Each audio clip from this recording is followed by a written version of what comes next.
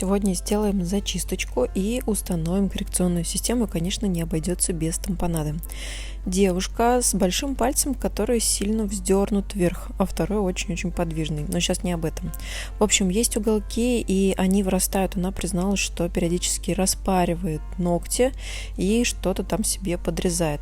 Тут я пилочкой ей показываю, что ногти у нее находятся в скрученном состоянии, а следственно вырастают прямо в кожу, поэтому ей бывает так неприятно.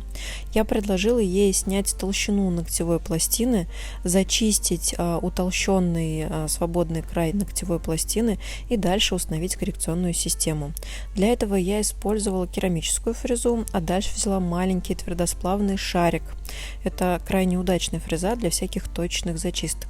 Также мне не обошлось и без кюретки, без которой тоже в педикюре просто не жить. Главное, чтобы у нее кончик был очень гладкий, чтобы она нигде не царапала.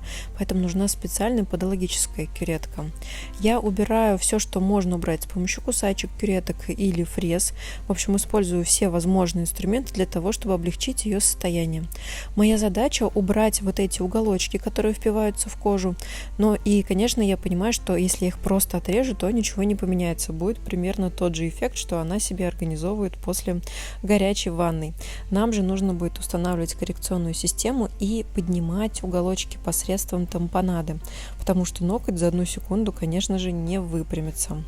Тут я продолжаю подковыривать и доставать, и также я ее периодически спрашиваю на чувствительность. То есть я интересуюсь во время работы, что она чувствует при нажатии на боковой валик. И как только она сказала, что теперь ей стало легче, я приступила к самой обработке, потому что педикюр тоже никто не отменял. Для этого я использую тальк и педикюрную каплю. Тальк у меня в работе практически всегда, потому что он отлично помогает справляться алмазными фрезами. И после того, как мы все подготовили, можно приступать к коррекционной системе. Здесь я использую специальное средство, которое работает типа праймера или базы, в общем, для сцепки. Его также просушивают, а дальше мы будем использовать композит и ту самую проволоку, так называемую титановую нить, диаметр 0,14. Вы часто спрашивали, какой я использую. Всегда в зависимости от случая толщины ногтевой пластины бывает разный, но 0,14 достаточно распространенный. Я вам хочу сказать, что поставить титановую ниточку под камерой, когда она стоит близко, это то еще удовольствие, поэтому я точно заслужила лайк. Не жалейте, пожалуйста, их на меня, они мне сейчас очень-очень нужны. В общем, устанавливаем титановую нить. Одну сторону я приклеила, дальше я срезаю кусачками и ставлю второй шарик. Зажимаю большим пальчиком и также фиксирую лампой. И да, кто узнал, это та самая лампа, которая бывает у стоматологов. И очень важно не смотреть на этот цвет глазами, поэтому там есть специальное оранжевое стеклышко, а клиенту можно предложить защитные очки. Самой мне в этих очках работать неудобно, потому что они сильно искажают цвета, и я практически ничего не вижу. Поэтому работаю именно через это стекло. После того, как титановая нить у нас установлена, есть пару секунд полюбоваться тем, что получилось. Ну а дальше нас ждет тампонада. Как я и говорила, уголки продолжают впиваться, потому что нитка будет работать через какое-то время, точнее постепенно, пока ноготь будет расти. А сейчас мы заталкиваем, вот такой вот профессиональный термин.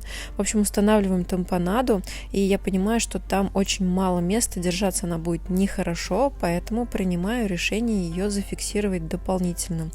Для этого я использую вот такой красивый синенький композит, он очень мягкий, такой как резиночка, и служит он именно для фиксации тампонады.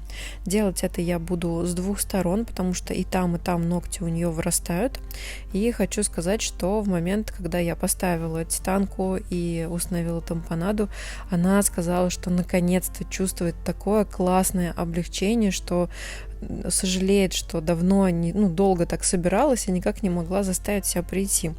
И сегодня все это случилось. В общем, клиент доволен, клиент счастлив. Кстати, на 2 пальце мы тестируем средства колюты, и под честное слово я дала ей 2 заветные баночки, чтобы она бережно и вовремя ежедневно наносила их для стимуляции роста ногтевой пластины. Но это, как говорится, совсем другая история, а наша здесь уже заканчивается. Вот такой пальчик-красавчик у нас получился.